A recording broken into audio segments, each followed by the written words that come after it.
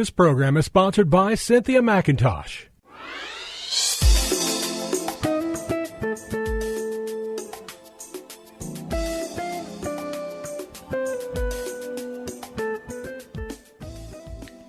My name is Cynthia McIntosh, and I welcome you to Nuggets of Truth broadcast, called to guide unbelievers to Christ and to offer food and nourishment for the lamb and the sheep of the Lord. On today, I want to first say Happy New Year. God has blessed us all to enter a new season of life. And I love the fact that the Lord gives us a time to enter into what I call new beginnings of experiences with each other and with Him. And so it's a time of celebration. And what are we celebrating? We're celebrating in advance for the things that God is going to do for us. So we're happy. And I pray today as I share this word with you that your happiness will increase as you enter a year of new beginnings. On today, I want to share a word with you from Numbers chapter 6, verse 22 and 27. I feel led of the Lord to bless you with these words as Moses directed Aaron to bless the children of Israel. At the time where these words came to the children of Israel as a blessing, they were on a journey. They had been freed from slavery under the Egyptians. They had been, as a people, in slavery for 400 years. God sent Moses and told the leader of Egypt, Pharaoh, to let God's people go. And you that know the Bible know that the Pharaoh was very, very, very angry at this request because he was using God's people to build his kingdom. They were actually building cities, buildings and statues and whatever Pharaoh wanted for his glory. And God said, time is up and I want my people to now receive and build my kingdom.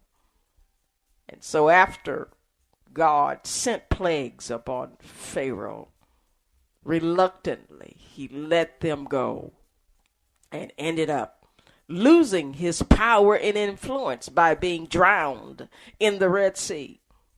He was so stubborn that he tried to follow God's people across the Red Sea that had been cleared out of its water from a great wind.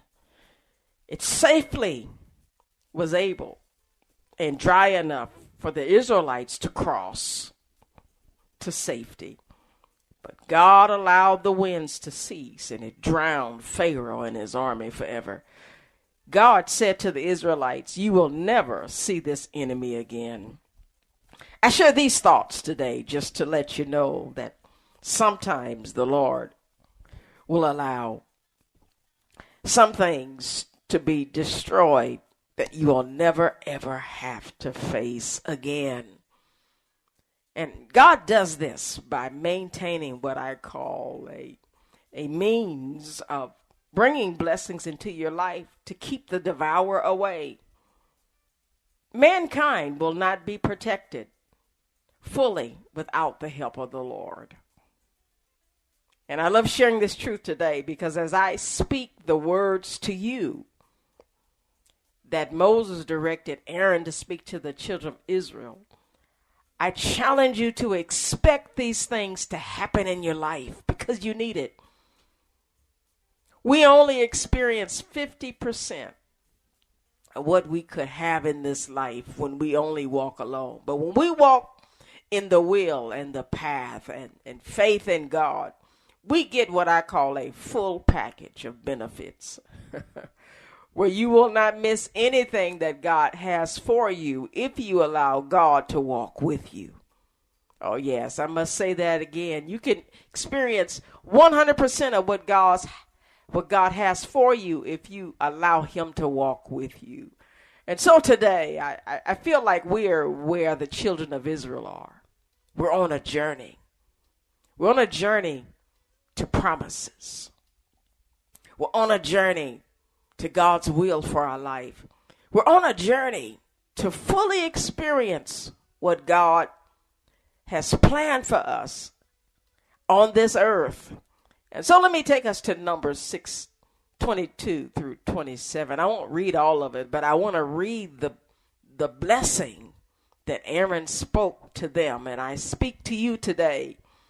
As you hear these words, I believe God wanted you to hear these words so that you can expect them on this day and for the rest of the year. This day I speak to you as the minister of the Lord. May the Lord bless you and protect you. May the Lord smile on you and be gracious to you. May the Lord show you his favor and give you his peace. Dear hearts, in these words that I've spoken to you, there are 6 things that God wants you to experience as you walk with him. First of all, he wants to bless you. Secondly, he wants to protect you. Thirdly, he wants to smile on you. Fourthly, he wants to be gracious to you. Fifthly, he wants to show you his favor. Show it to you. And the last one, and I love this one, is to give you his peace. I believe this year, as I have spoken these words to you, and I challenge you to speak them in prayer to yourself every day. I challenge you to expect the blessings of the Lord, to expect the protection of God, to expect God to smile on you, to expect God to be gracious to you, to expect God to give you his peace.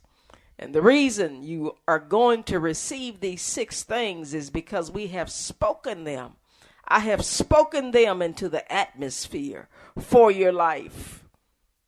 As the minister of the Lord, I bless you as Aaron blessed the children of Israel. I don't care where you're at on your journey to your promise. You may be sick. Oh, yes. You may be without a job. Oh, yes. You may be in the midst of a divorce. You may be in the midst of desiring to have children and not have the desire. I don't care what state you're in. You may be in a season of overflow. I want you to know there's a blessing after overflow. Oh, yes. There are seasons in your life where your overflow becomes a connection or a means of connection to people that need you. Oh, yeah, they'll take you into a new season in your life. Whatever state you're in today, I want you to know that God is going to bless you and protect you and smile on you, be gracious unto you, show you his favor, and give you his peace. I want to end the session today by going deeper into the blessing of blessing you. Aaron said to the children of Israel, "May the Lord bless you." Today I want to share with you what it means to be blessed. It's 2 words. It's to know what God has for you. It's revelation and it's empowerment. When God blesses you, it is revelation and empowerment. It is a revealing of what God has for you. And God will send you that revelation through his spoken word into your heart. He can send it to you through a prophet. He can send it to you through a person who has the gift of the word of wisdom and knowledge, who will just speak things into your life from the heart of God to your heart.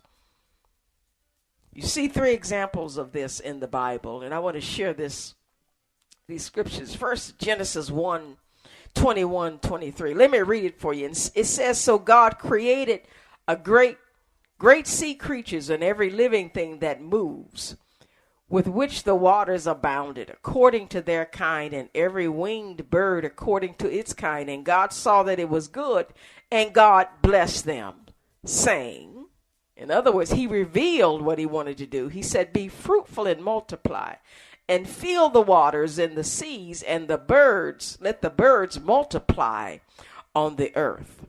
So first God said what he wanted to do for them. He blessed them with a revelation of his plan for their life. And then he empowered them. We see this every day where sea creatures, oh yes, and birds multiply. They're fruitful.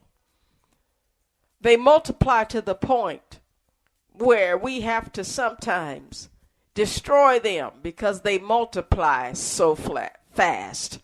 I know in the area where I live, there are lots of pigeons.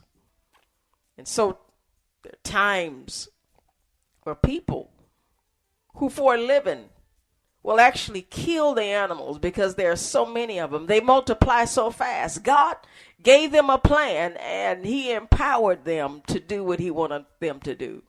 Another example where God blessed somebody with word of revelation and also empowerment to do what he said he wanted to do. Genesis 1:27 through 28, it says, so God created man in his own image. And in the image of God created him, male and female, and created them, and God blessed them.